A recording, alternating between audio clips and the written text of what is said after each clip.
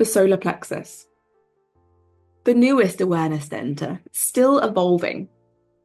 This is our emotional and spirit awareness. Spirit as in the spirit that's provoked within people.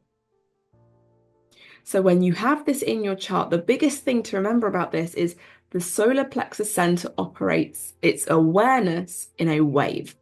It's a wave of awareness, a wave of emotion, often represented with this kind of wiggly line.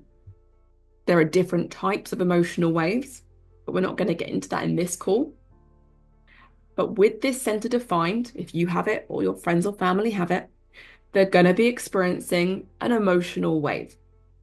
This is like a biological chemistry set of emotion. It's almost like hormones. You're not in control of it. It's just kind of doing its thing. And I prefer to say this isn't emotions as in happy or sad.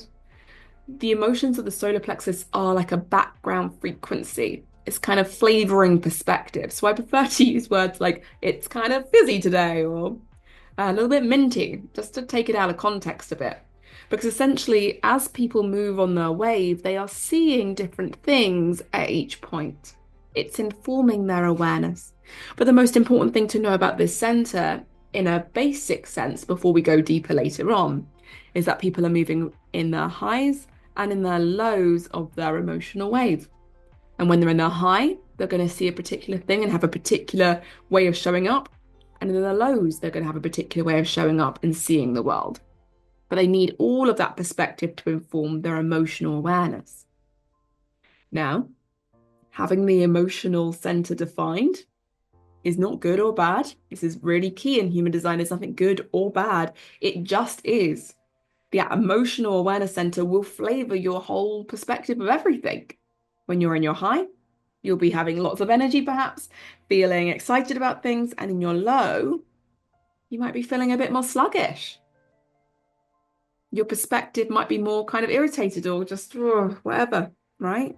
That's the solar plexus center. Now, the impact on others who do not have this, and we explore this in the next call as well when we're looking at the undefined centers. But the effect of the defined solar plexus on an undefined solar plexus is that the undefined will amplify your feelings. So it's great for someone with the emotional solar plexus to be really in tune with how they're feeling. You don't have to know why, because this isn't triggered by anything, but to understand if you're in a high or low of your wave. It'd be really important if you listen to the following later calls to understand what wave that you have so you can understand how your emotions are working. The emotional undefined solar plexus, and you can see here it's completely open because there's no hanging gates, like the head center up here, there's a hanging gate. The emotional center being undefined means that he could be avoiding truth and conflict. Emotions can feel very amplified and polarized. So we know someone with the defined emotional center will have a fixed emotional wave, will be experiencing the emotional wave, and in a few calls time, you'll hear about what types of emotional wave people can have. But having an undefined emotional center means that we're relatively neutral.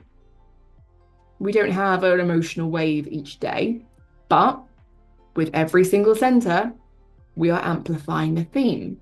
So with the emotional wave, we are amplifying the emotional wave of others by 200 times.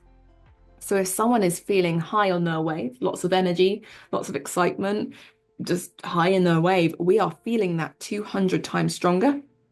Same way that if they're feeling low on their wave, we are feeling the low 200 times stronger. So it becomes very destabilizing for this person especially because it's completely open, they don't know how to feel all of the time. Emotions can be quite complex. So we can have this narrative of, I'm going to avoid having a difficult conversation. I'm going to avoid the argument. I'm going to avoid the conflict. I'm going to avoid telling the truth. I'm going to avoid finding out the truth. I'm going to avoid putting some boundaries in place because I don't want to hurt anyone's feelings.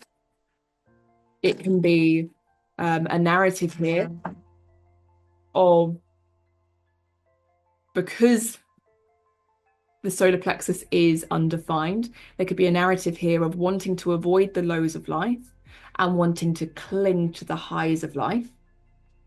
So this person might make decisions based on, I don't want to hang out with this person because this person is too low or too negative. Or I do want to hang out with this person because they are always in their high. Now, because we are experiencing in the present moment, like this person will be experiencing the polarization of emotions.